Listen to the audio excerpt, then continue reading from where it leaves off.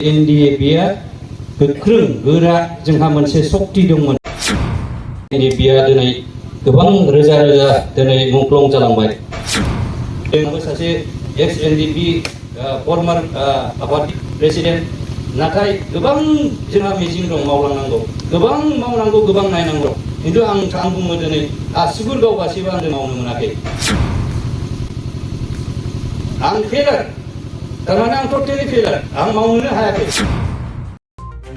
NDA-नि बारग' दैदेनगिरि BTR-नि सागानगिरि आथिखाल BTC खुंथायनि MCLA बि सावरायग्रा एबा अमर बसुमतारिया बारग' NDA खौसेथि आफादनि सेथि गायसनथाय सानाव गावनि बिबुंथिनि गेजेरजों बारग' NDA-नि आथिखालनि थासारि आरो इयुनाव मावनो गोनां माखासे खोथाफोरखौ गुवारै फोरमायथियो।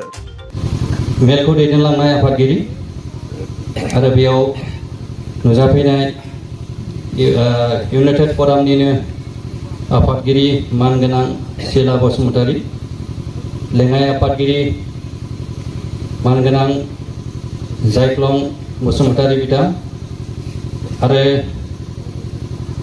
सारियावनो जिरायनाय इउनाइटेड फरामनि नेहाथारि दानसोरां ब्रह्म बिथां आरो बेबायदिनो रांनि बिबानखौ सालायलांबाय थानाय फाइनान्स डिपार्टमेन्टनि मानगोनां रिमेनलां बिथां आरो बेयाव नुजाफैनाय साफ्रोमबो सेन्ट्रेलि बिबान थानाय दैदेनगिरि बिथांमोन आरो दाब दाब जिल्लानि आफादगिरि नेहाथारि आरो गासै सोद्रोमा नोंथांमोन आरो बेयाव फैनाय दिनै इउनाइटेड फरामनि जेनोखि बार्थडे बेयाव जाफुंहोनो बा बेयाव गाजा गोमजायै नुजाफैनाय गासै मेम्बार्स नोंथांमोन, थ' गासैनोबो आंनि गोसो गोरबोनिफ्राय बयनिसिमबो खुलुमनाय जासिनाय थाबाय। थारैनो बे दिना बा दिनैनि दिना जोबोद ओंथि गोनां। गोबाव समनिफ्राय जेब्ला सुक्ति जानायनि उनाव जों बयबो आसा मिजिं गासैबो NDP-फोरहा दंमोन, नाथाय बिनि उनाव राजनितिकनि खैसाराव जोङो गोबां रोखोमै बायदिसिना जालांनानै उनाव जोंनि जेनोखि सक्ति जे NDA-आ गोख्रों गोरा जोंहा मोनसे सक्ति दंमोन, बे सक्तिखौ मोनसे सिलिंखार खालामनायखौ जोङो नुदों। दा बिनि उनाव गोबावनि उनाव जेनोखि सक्तिनि दफाफोर जेनोखि क्लजेस बेफोरखौ जोङो मावफुंनोब्ला जोङो मा खालामनांगोन, जों गोबां रोखोमै बा नुबोबाय नायबोबाय, नाथाय सरकारा बेयाव अबहेला खालामनायखौ जोङो नुबोबाय थादों। आरो नोंथांमोननि जेनोखि दानि जेनोखि इउनाइटेड फराम ex-NDP-नि लिडारफोर बिथांमोना मोनसे सिमां बा नुबाय जे जोंनि जेनोखि आवगायनि सक्ति बेयो खमायलांनायखाय मावफुंनायाव अबहेला नुनायखाय दिनै बे मोनसे इउनाइटेडलि स्टेन्ड टुगेदार मोनसे मट'जों दिनै बेखौ आं गायसननाय बायदि नुदों आरो आं मोन्दांथिदों। दा बेनिखायनो दिनैनि दिना जोबोद ओंथि गोनां। थारैनो बे सैथो, जों मिथिगौ NDP हिसाबै जों 34 सानजा 35 ओनसोल जों मोनसे संग्राम खालामबोबाय, मुभमेन्ट खालामबोबाय। बे मुभमेन्टआ रावनिबो नङा, रायजो राजानि आरो जोंनि थांना थानायनि आरो हारिनि थाखाय मोजांनि थाखाय बेखौहाय जे हास्थायबोनानै NDP-आ दिनै गोबां रोजा रोजा दिनै मुंख्लं जालांबाय। थारैनो बे ओंथिखौ जों दिनै मोगथाङाव महर होनो थाखाय दा बेबायदिनो जोंनि गेजेराव गोबां जुजिनायजों गोबां मुंख्लं जानायजों बिनि उनाव जोङो सुक्ति खालामबाय। बे सुक्तियाव मा लिरनाय दं मा लिरनाय गैया नोंथांमोनाबो मिथिगौ। थ' जेखि जाया मानो गासै वान्स फर अल खेबसेयैनो जयै बेखौहाय बयबो सिन्था खालामलायनानै सुक्ति खालामबाय। दे बियो थांबाय, बिनि उनाव दाना बेखौ इमप्लिमेन्टेसन खालामनायनि खोथा फैबाय। दा बेवहाय NDP-नि थांना थानायनि खोथा फैबाय। दा बेवहाय लिरनाय दं रिहेबिलिटेसननि बाथ्रा दङ आरो बेखौहाय केसेसनि बाथ्रा थाबाय आरो मार्टियार्सफोरनि जेनोखि दा जोङो होनांगौ बेफोरनि खोथा थाबाय। दा बेफोरनि खामानिखौ नारसिननो थाखाय हयथ' जानांगौ जोंनि ex-NDP-फोरा जायफ्रा दैदेनगिरि बिथांमोना सिन्था खालामनानै दिनैनि बे दिनाव खौसेथि गसंनानै सरकारखौ नारसिनो बे मोनसे पलिसिजों खालामदों आं बेखौ मोन्दांथिनो फैदों। थिग बेबायदिनो रावबो दिनै ओरैनो जासिनानै होआ। जोंहा लिरखानाय दंब्लाबो जोङो बिनांगोन, जोङो नारसिननांगोन। दा गासैबो जोंनि एक्स एनडिपिफ्रा न'आव खामानि मावनानै जाबाय, सोरबाया हालेवनानै जाबाय, सोरबा बिजनेस मावनानै जाबाय, सोरबाया माबा मोनसे फालांगि खालामनानै जाबाय। दा बै खामानिखौ रेसपन्सिबिलिटिखौ दायित्वखौ सोर मावनो दायो? जोंनि मोननांगौखौ बिफिननो थाखाय सोर मा खालामनो दा? जों नुबोबाय थादों, नोंथांमोनाबो नुबोबाय थादों जे सरकारनि जेनाखि जेरैबायदि स्पिड खामानि मावनांगौ बेयो अबहेला जादों। थारैनो बोसोरसे जाबाय, बोसोरसे जेब्लानाखि इउनाइटेड फराम दायो बेनि उनाव स्पिड आप जादों। आरो नोंथांमोना खोनाबाय जानो हागौ दिनै एक्स एनडिपिआ मा प्रग्राम लानानै दिनैसिम फैखो। थिग बेबायदिनो जोङो माखासे जाफुंसारनायनि लामायाव जोङो नुहुरदों आरो जाफुंसारबोदों। जों नुदों थांनाय बोसोरनि डिसेम्बराव आङो मोनसे एसेम्ब्लियाव आं गभर्नमेन्टनि मानसि जाबाबो आं दिनै लिडारा नोंथांमोननि थाखायसो आं लिडार जादों। दा बेनि थाखायनो नोंथांमोनखौ आरो रायजो राजाखौ बा मुंख्लंखौ सिबिनो आं सिगि होसोग्रोनांगौ बायद' जायो। नोंथांमोन गैयाबा आंबो गैया, दिनै सारियाव जिरायनायाबो गैया। बिसोर गैयाबा मा जागोन? नोंसिनि इसुआबो गैया। गाबोन अखानायै नोंथांमोनाबो जेबो मोननाय नङा। दा बेनिखायनो खौसेथिया गोनांथि दङ। दा बेनिखायनो आं मोनसे गिबि मुंख्लंखौ मान होनायजों आं एसेम्ब्लियाव मोनसे कुइसन खालामदों जे जोंनि बे मार्टियार्सफोरनि जेनाखि सेमिट्रि बेखौ माब्ला लुफुंनाय जागोन? दा बेयाव आं एन्सार मोनदों बेखौहाय थाबैनो लुफुंनाय जागोन।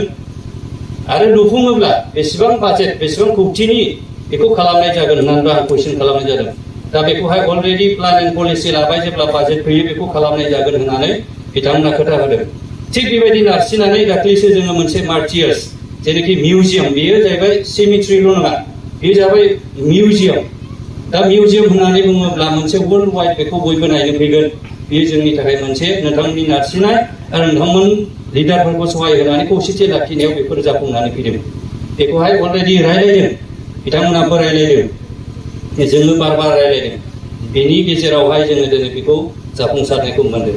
आरो जेरैबायदि जों बुंगोन जे केसनि बेलायाव दाबो माखासे मानसिफोरनिया फैबाय थायो। निसय जों बुंगोन जे बे खामानिया दाबो एसे अबहेला जादों।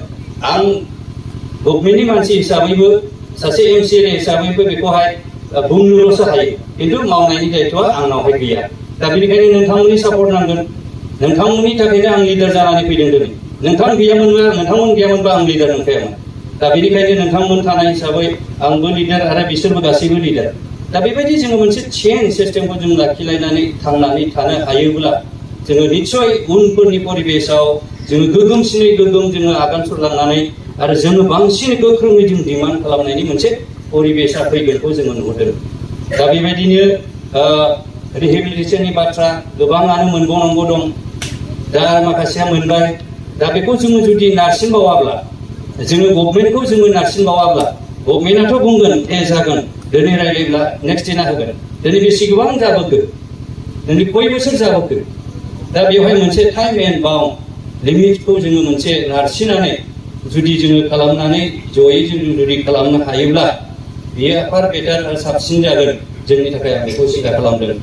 आरो बेबायदिनो जोङो नोंथांमोना दिनैहाय गोबां खेथ्रआव खामानि मावबाय, जेरैहाय एनडिपि हिसाबै बा एक्स एनडिपि हिसाबै सोरबा लोमजानाय साजानाय बेफोरखौ दिनै इउनाइटेड फराम सेन्ट्रेलि हायाब्लाबो डिस्ट्रिक्टयै गरसे गरनै गावजों गाव सहाय होलायलायनानै बेखौहाय मावबोनायखौ जोङो मिडियाफ्रावबो नुदों।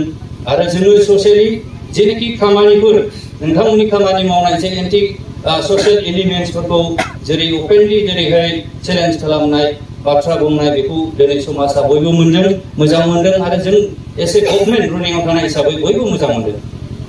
मानोना जों बेखौ बयबो लुबैयो, गोथार समाज जों लुबैयो आरो गोथार गोग्गो जोंनि सोलोंथाइखौ जोङो लुबैयो। मानोना जों दावहाजों बहुद बोसोर जों बेरेबनानै थाबाय। दा बे माइन्डसेटखौ जोङो थाबैनो सोलायहोनोब्ला जोंनो चेन्ज जाग्रोनांगोन, जों मावग्रोनांगोन। अब्लासो जायफोरा समाजाव थायो, समाजनि मानसिफ्रा बे खामानिखौ दायित्व लानानै खामानिखौ मावलांबाय थागोन। दा जेखिजाया मानो आं आसा खालामदों उनफोरनि बेलायाव नोंथांमोना जुदि खौसेथियै आरो गोग्गोमै गोरायै खालामोब्ला निस्सय जोङो माबा मोनसे मोजां फिथाइखौ जोङो नुहुरबाय थादों। आरो दैदेनगिरिफ्राबो दिनैहाय बे सिमांजोंनो दिनैहाय खौसेथियै ख्रा ख्रायै बाथ्राखौ बुंबाय थादों खौसेथि जानांगौ होननानै बाथ्रा बुंदों नङाब्ला जोङो नुदों आरो दैदेनगिरिफ्रा नुदों 5-6 बोसोरनि उनाव रावबो एनडिएफबि खौ रावबो खबरबो लानाय नङा सोंनायबो नङा दा बेनिखायनो जोंनि थाखाय बे मोनसे सम मानोना जोङो सुक्ति खालामखांनायनि उनाव जोङो रेस्ट लाबाय गावबा गाव खामानियावहाय थाबाय खामायनाया खामायगोन सोरबा माबा मोनसे होसोनाया होसोबाय थागोन किन्तु मोनसे स्पिरिटआव जोङो फैनांगोन जेब्ला जोङो खौसेथि होननानै बुङो बा माबा मोनसे जोंनि आदायखौ खालामनोब्ला बयबो गावजों गाव सुंलायनानै सापर्ट खालामलायनांगोन अब्लासो जोंनि बे 34 इयार्सनि जेनाखि खौसेथि जों नांबोनाय बे नांबोनाया बेवहाय मिनिंफुल जाफैगोन दा खोथाया जाहैबाय दाख्लि जे फोसावनाय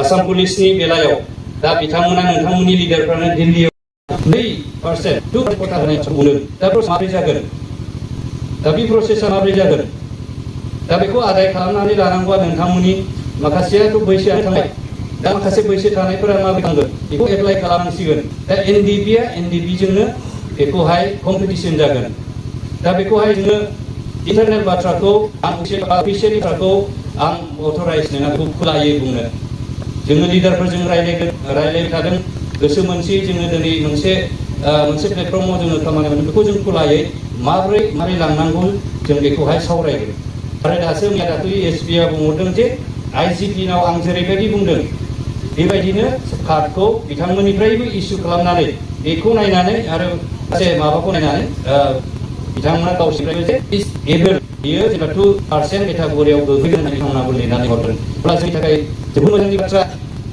जोबोद मोजां बाथ्रा बैसोनि उनाव जोङो डिमान्ड खालामनो थोनबावगोन जोंनि इउनाइटेड लिडारफोरखौ जे थांनानै जों दिल्लीयाव थांनानै बेहाय बिथांमोना बुंनांगोन जे आसाम पुलिसाथ' मोजाङै जाबाय जागोन जों बेखौ गनायबाय बा बिनि बांसिनै जुदि जों मोनबावनो हायोब्ला आरो जेरैहाय मोनसे जोंहा आर्मिनिफ्राय लानानै सिआरपिएफनिफ्राय लानानै इन्ड' टिबेटियाननिफ्राय लानानै जों बेखौ पुश खालामनो जोंहा गोबां सेंग्राफोर दं बेनि थाखाय डिमान्ड खालामनांगौ जों बेखौ लुबैदों आरो गासै रायजो राजाफ्रानो बेखौ लुबैदों जे जोङो गोबां लान्जायाव मालायनाव हमबाय दै बारबाय किन्तु दै बारनानै जोङो बालाहामायावसो जोङो गाल जानाय बेखौ जों नुबाय थादों एनडिएफबिफ्रा नङा दा बेनिखायनो जोङो सिन्था खालामनो सम फैबाय आरो जोंनि अधिकारखौ लानानै जोङो दायित्व फैबाय खारन अधिकारखौ रावबो होआ जोङो बिनानै लानांगोन अधिकारखौ दा बेनिखायनो आं आसा खालामदों फैगौ बे मासावनो फैगोन सप्तायाव दिल्लीयाव थांगोन होननानै बिथांमोनखौ आं खोनादों जोबोर मोजां मोनदों निस्सय बेयाव माबा मोनसे मोजां पइन्टसा फैगोन आरो मोजां मोनसे जोङो मेसेजखौ जोङो मोनबावगोन होननानै आसा खालामदों बेनि उनाव जों आसाम सरकारजों सावरायनानै माबायदि होयो दा बेबायदिनो प्रसेसखौ जोङो मोनफानिफ्राय मोनफा जोङो सलुसनखौ खालामलांनांसिगोन नङाब्ला जोङो मा जागोन उनावहाय रावबो जोंखौ लोगोजों लोगो खेल लानाय नङा जे बे सोरबामोन जोंहा खौसेथिनि बेहाय बाथ्राया फैनाय नङा दा बेनिखायनो आं खावलायनाय थादों गासै जोंनि सोद्रोमाफोरा बे खौसेथि इउनाइटेडलि जेनाखि मोनसे फराम जादों बेयो नन पलिटिकेल बेयो जाहैबाय नन पलिटिकेल दिनै आंखौबो गोबां मानसिया बादा होनो हागौ एनडिएफबिनि बा इउनाइटेडनि प्रग्रामाव मानो थांबाय थायो खालामो राजनितिआ देरसिन जानो हाया मानोना नोंथांमोनासो लिडार खालामदों आंखौ बेहाय खेबसे मोखां नुजाना फैनाया हामा लस दं राजनितिआ थांथों जोंनि मानसिफ्रा अधिकार मोनथों खोथाया बे दा बेनिखायनो बेवहाय आंहा जेबो बुंनांगौबो गैया आरो बेखौ फिननांगौबो गैया बेहाय एन्सार होनांगौबो गैया दा बेनिखायनो जोङो जेनाखि संग्राम खालामनाय जेनाखि जोंनि दुखु खस्थ' सिगांनि आरो दानि जेनाखि नोंथांमोननि संसार जानाय नोंथांमोननि गथ' गथाय फिसिनाय नोंथांमोननि स्कुलाव गथ' हरनाय नोंथांमोननि बिजनेस खालामनायखौ नायोब्ला जोङो दाबो 2% खोनादों दा बेबायदि 2% जुदि जों एनडिएफबिआ आवगायनाय बे खामानिखौ जोङो मावनो हादोंब्ला भबिष्यताव मा जाहैबावगोन बेखौ अभारटेक खालामग्रा गोबां मानसि फैगोन नंगौना नङा दा बेनिखायनो आं मोनसे बाथ्राखौ बुंखायो एनडिएफबिफ्रा बिनानै जानो रोङा सैथो लिडारफोरखौबो आं बुङो जोंनि गभर्नमेन्टनि लिडारखौबो आं बुङो खेबसे थांबाय गैया होननानै बुंबाथाय बे थांफालाबो जोङो जोंनि माइन्डआव दाबो दङ जे बाय खामान माने लिडारखौ जोङो गासैखौबो मानियो दा बेनिखायनो बिबाथाय बे थांफालाबो अब्ला जोंनि मानसिया बिथाब जानानै साबैसे मानसि जादों आखाइ थिखांनाय दा बेफोरबायदि परिबेसा जायोब्ला सोरबाया माबा मोनसे गोदोनानै थागोन, सोरबा समस्यायाव गोदोनानै थागोन। बै समस्याफोरखौ बोखांलायनो थाखाय दिनै सोरखौबा लिडार थिखोनानै सोरखौबा लिडार बानायनानै बेखौहाय मोनसे दाबि दावा जोङो खालामफिननांगौनि मोनसे सम फैबाय। मानोना जों सिलाइखौ दोनथ'बाय, जोङो सरकारनो होबाय, जों सरकारनिनो जाबाय, जों सरकारनि इन्डियान फ्लेगनि सिङावनो जोङो जनगण खनबाय, जोङो बन्दे मातरम जोङो खनबाय। होमब्लालाय जोंखौलाय माथो नेग्लेक्ट खालामबावनांगौ, नंगौना नङा? जोंथ' इन्डियान जाबाय दायो, गोथाव खोथा। नोंलाय सिङाव गान खनबाय माने नोङो बे जाबाय, होमबाथ' अधिकारा जोंहाबो दङ ना। दा सान्तिखौ जोङो लाबोदों हिसाबै बे सान्ति परिबेसआव जोंगा मागायै जौगानो थाखाय जोंनि गथ' गथायफोरखौ माबा मोनसे होलांनो थाखाय जोंहाबोथ' अधिकार जोंनावहाय दा थानांसिगौ, जोंबोथ' मोनसे नांसिगौ। जायनि उनाव जों संग्राम खालामबोबाय, नोंथाङा गोबां खस्थ' खालामबाय, लिडारखौ लिडार बानायफैबाय। दा खोथाया जाहैबाय बेखौ सोर होगोन? जों बिनानै लानो रोंखाया, बिफ्रा बिखायाबा आं नुखायो। जै फंसे होनबाय नेक्स्ट दिना खेबसे फैबावगोन बियो खुनुरुखुम आरो लाजिसिंसिं, आरो नेक्स्ट दिना थांखालाबो बियो न'आवनो जिरायना थागोन, मोनजाबाबो मोनजायाबाबो सिरि थागोन बियो। होनबा बै गोसोखौनो सिन्था खालामना बियो बेसेबां दुखु मोनदों। दा बेनिखायनो जोंनो खौसेथि नांगौ, आरो खौसेथिखौ जोङो जेब्लायबो जोङो गोग्गोम गोरासिन खालामनानै जोङो नारसिननानै जाहाथे जों उननि परिबेसफोराव बयबो जेनोखि दफाफ्राव लिरनाय जोंनि गफोर बेखौहाय जोङो इमप्लिमेन्ट खालामनानै जेरैबायदि खोथा होदों सरकारा, जाहाथे बेबायदि जोङो मोननो हायो, बेखौ जोङो आदाय खालामगोन। थ' जोबथानायाव आं बयखौबो गोबां जायगानिफ्राय फैगौमोन, नाथाय दासो बोसोरसेल' जादों। आरो बे बोसोराव दिनै गोबां सरसा राजनितिगिरिफ्रा दिनै गिदों इउनाइटेडआ मा खालामगोन, बिसोर मा खालामगोन। 50% एनडिपि नङाबा राजनितिक जाखाया, 50% नङाबा राजनितिक जाखाया। बेखौहाय बिनानै लाखा। मोनफ्रोमबो समस्ति, मोनफ्रोमबो एमएलएनि, एमसिएलनि, एमपिनि आखायनो जों अधिकारा जों थागोन। आरो जोंहा रेकर्ड दङ, जोङो सुक्ति खालामदों, जोङो लाबोदों, जों गोजोननाय होफैदों, मोनजादों, मोनलोंदों। सान्थि खबरसे ओंखामब्लाबो सान्थि मोनजादों। नङाबाथ' खबरसे ओंखाम जाब्लाबोथ' खारबाबायनानै जानांगौ दंमोन। दा बे समावहाय दिनै राजनितिगिरिफ्रा गिदों मा खालामनो, बिथांमोना मा खालामनो। बेबायदि जोङो मोनसे लाधौ लाब्ला आरो रायजो राजाया दिनै जोंजों 60% दङ। गोबां मानसिफ्रा बुंलायलायो जे बिथांमोना मानो बिदि मोनजा रोङासै, मोनजा रोङासै। बेबायदि गोबां बाथ्रा नोंसोरो समाजाव थायो, नोंथांमोना मिथियो। दा बेखौ गोग्गोम गोरा खालामनो नोंथांमोननि खाफाल नांगौ। नोंथांमोनासो लिडार बानायनांगोन, लिडारफ्रासो नोंसिनि मेसेजखौ लांगोन। जेब्लानो नांगोन नोंथांमोना ओंखारनांगोन, आरो जेब्लानो माबागोन, जेब्लानो लिंहरगोन नोंथांमोना बेवहाय बाहागो लानानै ज'यै खामानिखौ मावजालायनायखौ आं लुबैदों। आंबो सासे एक्स एनडिपि फर्मार आफाद प्रेसिडेन्ट, नाथाय गोबां जोंहा मिजिं दं मावलांनांगौ, गोबां मावनांगौ, गोबां नायनांगौ। खिन्थु आं बुङो दिनै आसिगुर गावगासिबो आं मावनो मोनाखै। आं फेलार, थारमाने आं टटेलि फेलार, आं मावनोनो हायाखै।